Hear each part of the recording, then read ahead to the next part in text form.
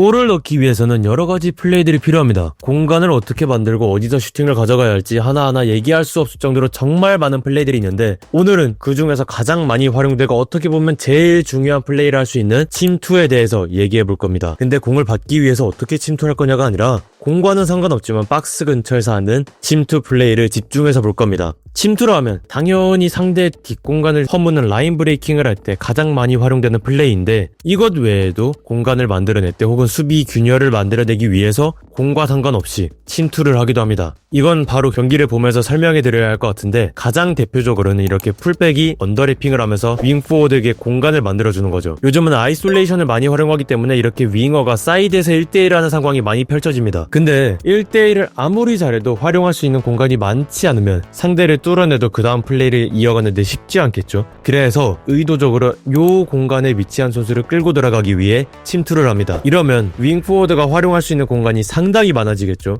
1대1을 통해 뚫어내면 이후에 수비 견제 범위 밖에 있다 보니 슈팅을 해도 되고 패스를 해도 되고 아니면 타이밍에 맞춰 찔러주는 패스도 가능해지죠. 지금 같은 상황은 산초가 1대1을 이겨내고 공간으로 치고 들어가 슈팅을 시도해 득점을 만들어냈는데, 선수 퀄리티에 따라 후속으로 이어지는 플레이는 예측하기 어려워집니다. 이번 아시아 챔피언스리그 엘리트에서 이변을 만들어내며 8강에 진출했던 광주도 역시 박스 근처에서 비슷한 패턴이 나오는 걸 볼 수 있습니다. 기적을 썼던 빗셀고베와의 2차전 마지막 득점 장면인데, 아사니가 수비 방해를 일절 받지 않고 프리한 상황에서 슈팅할 수 있었어요. 근데 디테일하게 보면 이것도 다 박스 근처에서 다른 공격수들의 희생적인 침투 플레이가 있었기 때문에 가능했습니다. 먼저 헤이스가 박인혁에게 패스하고 들어가면서 수비 라인을 낮췄어요. 그리고 박인혁도 박태준에게 패스하고 박스로 침투 움직임을 가져갑니다. 이 움직임으로 고베 수비 라인이 올라오지 못하게 고정시켜놨어요. 그리고 박태준 역시 최경록에게 패스하고 들어가는 침투 움직임을 가져갑니다. 이러면 수비는 당연히 중앙 쪽에서 움직임이 있으니까 시선이 쏠릴 수밖에 없겠죠. 이렇게 지속적인 침투 움직임을 가져가면서 상대가 박스 밖으로 나와 수비를 하지 못하게 만들었습니다. 그리고 여기서 이제 마무리 패턴인데, 최경록이 바운스 보드로 아사니에게 원터치 패스로 리턴해주면 보세요, 완전히 프리한 찬스가 나오죠. 그럼 그냥 슈팅 세려버리면 됩니다. 이 패턴은 아릴라전에서도 비슷하게 나오는 걸 볼 수 있어요. 즉 광주의 파이널 서드 공격 패턴 중 하나라고 할 수 있습니다. 우리가 여기서 봐야 할 건 공을 받을 수 없음에도 선수들이 왜 침투를 하려는지 목적이 명확하게 있다는 겁니다. 첫 번째 첼시는 공간 확보였고, 두 번째 광주는 수비 라인을 낮추는 목적이었는데, 세 번째 보여드릴 아스날은 위 두 개가 합쳐진 플레이를 볼 수 있습니다. 파티가 공을 잡고 있어요. 근데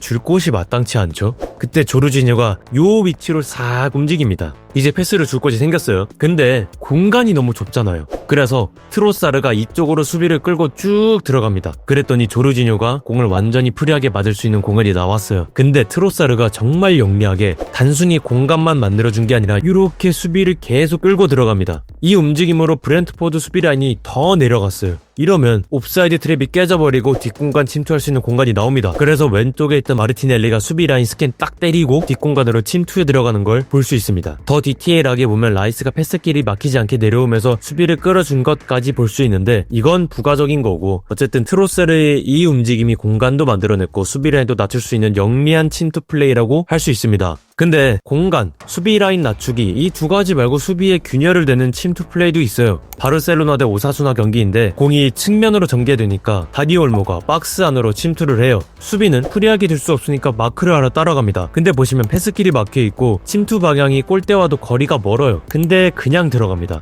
이 희생적인 침투 플레이로 이미 오사수나의 수비는 균열이 나버렸어요. 일단 선수들 시선이 측면에 쏠려있죠. 올모가 다시 빠져나오는 과정에서 따라갔던 수비는 여전히 올모를 마크하고 있어요. 여기 이 선수는 가비 때문에 이동할 수도 없고요. 수비 인터벌이 완전히 벌어졌고 밸런스도 틀어져서 페란이 뚫고 들어가기 좋은 상황이 나왔습니다. 그래서 이걸 본 야말이 박스 안으로 툭 찍어 차줬고 페란이 슈팅까지 할 수 있었습니다. 골로 연결되진 않았지만 지금 이 상황까지 나오는데 다니 올모가 공과는 상관없는 희생적인 침투 플레이 덕분에 수비의 균열을 만들 수 있었고 이렇게 슈팅 찬스까지 만들 수 있었다고 볼 수 있습니다. 선수들이 경기장 내에서 움직임을 가져갈 땐 간혹 이해가 안 될 때가 있습니다. 하지만 이런 디테일들이 모여서 결국 슈팅이 나오는 거고 골이 나오는 거고 현대축구는 이런 식으로 발전해 나가고 있습니다. 따라서 경기장에서 특히 상위 리그의 선수들은 모든 움직임에 의미를 가지고 있다고 볼 수 있고 쓸데없는 움직임은 거의 없다고 할 수 있습니다. 오늘은 여기까지 하고 다음에는 여러분이 주신 의견으로 영상 만들어서 찾아뵙도록 하겠습니다. 오늘은 여기까지 PBS1이었습니다.